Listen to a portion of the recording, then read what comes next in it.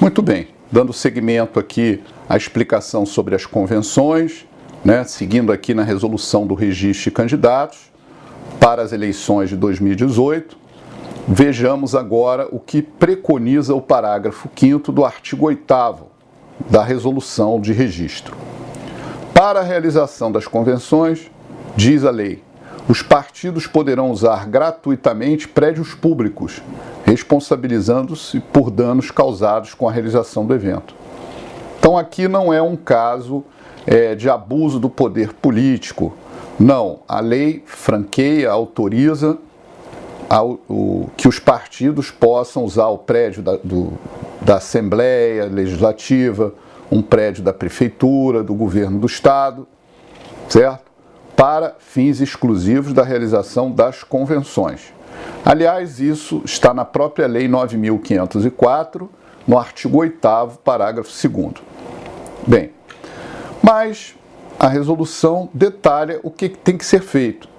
Tem que haver uma comunicação por escrito, com antecedência mínima de uma semana, onde será realizada aquela convenção, realizar uma vistoria, e nessa vistoria o partido político é acompanhado por um responsável pelo prédio público e respeitar a ordem de protocolo dessas comunicações, certo? Claro que isso nem precisaria estar escrito, porque seria uma tendência natural que fosse observado, mas estando na resolução nos dá mais segurança jurídica a todos nas eleições em relação a essa questão. Muito bem. O artigo 9º da resolução diz: nas convenções partidárias, em cada circunscrição, será sorteado o número pelo qual cada candidato concorrerá. Esse número, ele vai seguir aqui os artigos 18 e 19 desta resolução, como está dito aqui, o Código Eleitoral no artigo 100, parágrafo 2º. Certo? Muito bem. A numeração é sempre muito disputada, é algo muito importante, porque se você tem um número fácil como candidato, aquele candidato que tem uma numeração fácil, é mais fácil, obviamente, do eleitor gravar aquele número, Então, há sempre uma tendência a se disputar esse número. Artigo 11. O artigo 11 da resolução diz que qualquer cidadão pode ser candidato. Mas esse cidadão deve respeitar o quê? As condições de elegibilidade e também não pode ser inelegível. E aí a própria resolução detalha para todos nós quais são as condições de elegibilidade. A nacionalidade brasileira, aliás, é o que já está lá na Constituição Federal, porque aqui repete-se os artigos da Constituição. Nacionalidade brasileira, pleno exercício dos direitos políticos, o alistamento eleitoral, o domicílio eleitoral na circunscrição, quer dizer, a pessoa tem que estar residindo naquele estado para concorrer a deputado estadual ou governador, o alistamento eleitoral, como falamos, a filiação partidária e a idade mínima. A idade mínima é 35 anos para presidente, vice-presidente e senador, 30 anos para governador, vice-governador e 21 anos para deputados. Nesse caso, nessa eleição, a idade mínima é verificada na data da posse. Mas quando nós estamos em eleições municipais, a idade mínima, por exemplo, para vereador, é verificada na data da formalização do último dia para o requerimento de registro de candidatura, para essa formalização, que é o dia 15 de agosto, certo? Mas aqui não, segue-se exatamente o que está no artigo 11, parágrafo 2º da Lei 9.504. A lei nova, certo? E isso já está na resolução, veda o registro de candidatura avulsa, ainda que o requerente tenha uma filiação partidária. Isso é uma regra nova que está no parágrafo 14 do artigo 11 da Lei das Eleições, que é a Lei 9.504. Mas essa questão não está imune ainda a um exame pelo Supremo Tribunal Federal, porque nós temos ações lá questionando isso. Ou seja, querendo a permissibilidade da candidatura avulsa, como nós temos, por exemplo, nos Estados Unidos, que além dos partidos republicano e democrata, nós temos diversos candidatos avulsos. Então, há essa tendência, talvez, do Supremo aprovar ou não a candidatura avulsa.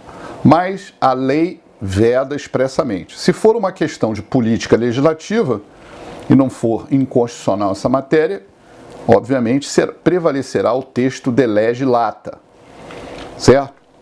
O artigo 12 da resolução diz que para concorrer às eleições, o candidato deve possuir domicílio eleitoral na respectiva circunscrição, quer dizer, naquele estado, certo? Em qualquer município daquele estado, pelo prazo de 6 meses. 6 meses seria até 7 de abril, já que a eleição de 2018 é em 7 de outubro, porque as eleições são sempre no primeiro domingo de outubro. Então, até 7 de abril é o último dia para possuir esse domicílio e também estar com a filiação partidária deferida, porque isso ocorreu uma modificação no texto do artigo 9º da Lei 9.504 de 97. Para quem estudou eleitoral anteriormente a essas modificações, o prazo, vocês se lembram, era de 1 ano antes da eleição. Então, a pessoa tinha, pela lei antiga, que ter filiação partidária até 7 de outubro de 2017, num único partido, e ter domicílio eleitoral naquela cidade ou naquele estado até 7 de outubro de 2017.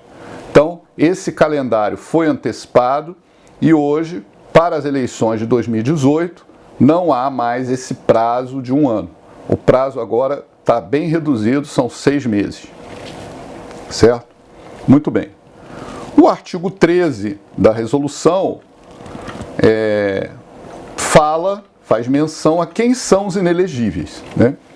Os inelegíveis, lembrando a todos vocês que estão estudando direito eleitoral para concurso público e na vida prática, são inelegíveis quando a gente fala que alguém é inelegível, a pessoa vota, ela tem a capacidade ativa, ela tem o que se chama dos direitos políticos públicos subjetivos ativos, ou seja, o ius suffragi.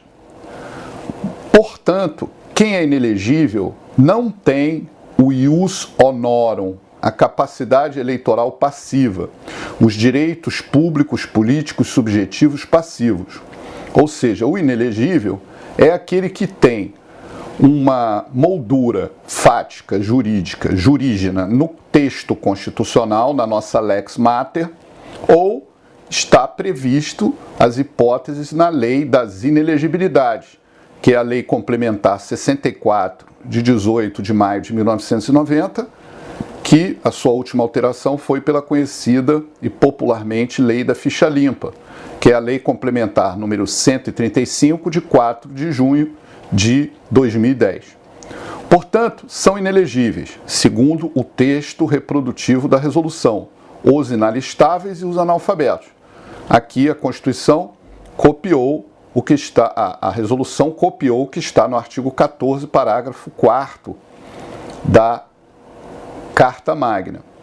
Analfabeto, entenda-se o conceito dado pelo MEC, e o analfabetismo não proíbe o semi-analfabeto de ser candidato, certo? E também aqui, no território da jurisdição do titular, o cônjuge e os parentes consanguíneos ou afins, até o 2º grau ou por adoção do presidente, governadores e de quem haja substituído nos 6 meses anteriores, salvo se titular de mandato e candidato à reeleição. Sobre esse tema, é o tema referente às inelegibilidades reflexas que refletem no cônjuge e parentes. Aqui existem diversas consultas do TSE. E também, por último, aqueles que se enquadram nas hipóteses previstas na Lei Complementar 64 de 90. Perfeito? Vamos continuar estudando direito eleitoral e seguindo nas aulas aqui subsequentes.